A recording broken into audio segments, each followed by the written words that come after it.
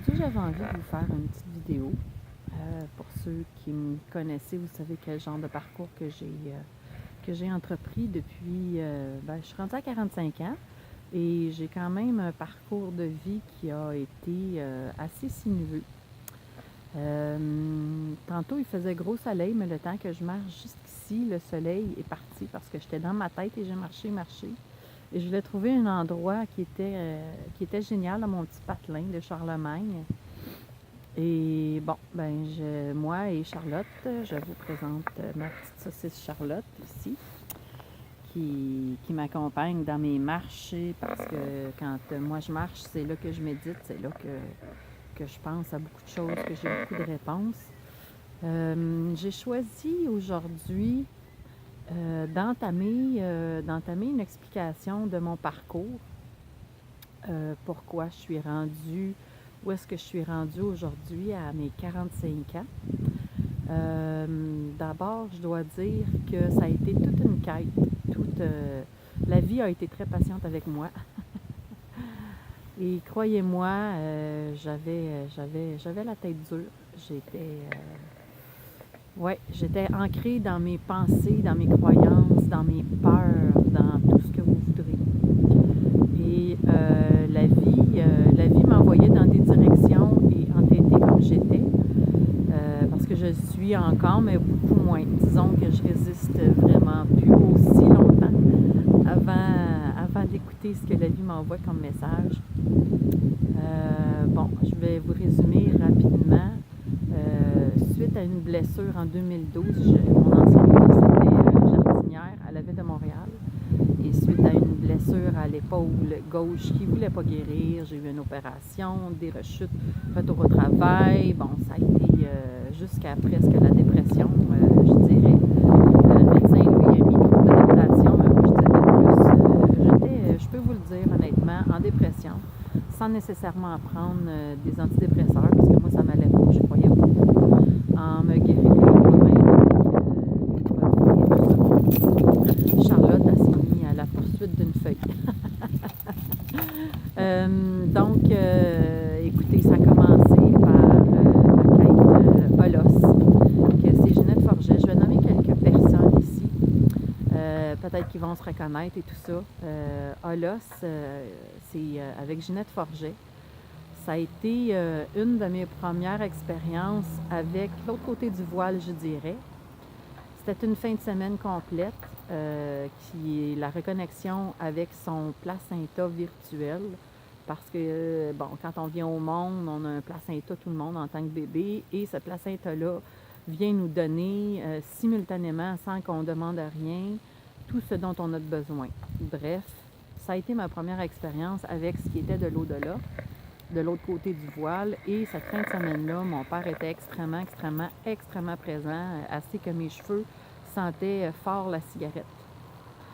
Donc, ensuite de ça, quelques temps plus tard, ça a été le Tianchi 1 et 2, qui est des soins énergétiques, que tu es comme un canal, pas comme, tu es un canal et tu transmets aux autres les énergies dont la personne a besoin la journée qu'elle vient vous contacter.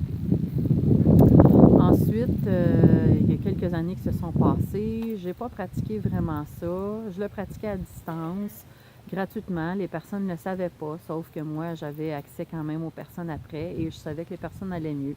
Donc, j'y croyais fermement, puisqu'avec moi, ça fonctionnait quand on me le faisait. Et Charlotte est à prévoir en ce moment qu'il y a un autre chien, puis elle pense du haut de ses 2 pouces et demi qu'elle peut faire quelque chose, pas du tout. Pour poursuivre, j'ai fait plusieurs autres formations en réflexologie, numérologie, plein d'autres dont j'oublie, que encore là, je pratiquais pas. J'ai aussi le Rebirth. Ça aussi, ça a été 10 fins de semaine sur 10 mois avec la belle Mireille, Mireille Provost. Ça a été avec 2 autres femmes exceptionnelles, des fins de semaine qui ont été libératrices, révélatrices. Et à chaque fois, moi, je grandissais un peu plus. Bon, j'ai vécu quelque chose à l'âge de 18 ans, dont je ne m'élaborais pas complètement, mais disons que si vous êtes capable de lire entre les lignes, ça a vraiment été difficile, mes relations amoureuses, suite à cet événement-là. Je croyais qu'en me taisant pendant 26 ans, croyant que cet événement-là ne s'ébruiterait pas, que je serais correcte. J'ai confronté la personne la semaine avant mon mariage et pourtant, je croyais m'en être libérée. Non, cette personne-là continue à avoir du plaisir, du fun dans la vie et tout ça, sans, je dirais, zéro culpabilité de ce qu'il avait fait. Et moi, de l'autre côté, je souffrais encore plus. Ça ne m'avait pas vraiment libérée, puis je ne comprenais pas pourquoi je souffrais encore plus. Bref, ce fut une longue quête qui, jusqu'à récemment, j'ai compris tout le pourquoi. Parce qu'avant lui, bon, j'aurais eu des attouchements d'une personne proche de mon entourage, qui encore cette personne-là, je la vénérais. Et j'avais enfoui ça dans le tiroir de l'oubli. Et ça a créé les dommages que ça a créé. C'est pour ça que les deux événements que j'ai eu, le deuxième événement que j'ai eu à 18 ans, je mixais les deux événements. Je croyais que c'était l'été, pourtant c'était l'hiver. Il y a plusieurs éléments comme ça qui se mixaient ensemble. Ensuite de ça est arrivé dans ma vie l'hypnose comme un beau cadeau de la vie. Toutes les autres aussi, c'était des cadeaux, mais je ne les voyais pas encore. Et l'hypnose ericksonienne est venue complètement déprogrammer le négatif, puis me reprogrammer du bon côté positif, mon estime de moi, ma confiance en moi. Et c'est là que j'ai compris que tout ce que moi j'avais vécu, que je devais vivre, aujourd'hui, moi je suis une praticienne en hypnose ericksonienne, puis la plupart des gens qui viennent me consulter, c'est en majorité des femmes pour le moment, les hommes sont un petit peu frileux à aller chercher, à aller régler ce qui tourne en pattern dans leur vie, régler leur peur, leur conflit intérieur et tout. Ils sont un petit peu plus frileux. Et je m'adresse à vous, mes hommes, particulièrement là. Si vous saviez le bien que ça fait, si vous saviez les bénédictions après de ce que la vie nous apporte, parce qu'on est plus en mesure de voir, de comprendre, d'apprécier les belles choses. C'est vraiment, avant l'éricksonienne, il y avait une Pascale, et après l'éricksonienne, il y a une autre Pascale. Et même chose quand je suis allée à Sanovive. Bon, je vous mêle dans tout ça. On va continuer avec l'hypnose ericksonienne. Moi, quand j'ai vu passer ça, ça a fait comme une espèce de peur au niveau du plexus solaire. Et j'ai dit, oui, maintenant, je sais que c'est ce que je veux faire. Mais je vais aller encore plus loin parce que moi, ma quête dans la vie, c'est vraiment... J'ai toujours eu le désir d'aider les gens, je ne savais pas comment. Et j'ai fait 1001 choses dans la vie, dont jardinière, serveuse, vendeuse, nommez-les toutes. J'en ai fait beaucoup. J'ai eu beaucoup d'expériences de vie, beaucoup d'expériences de travail. Même si c'était court, j'étais cuisinière.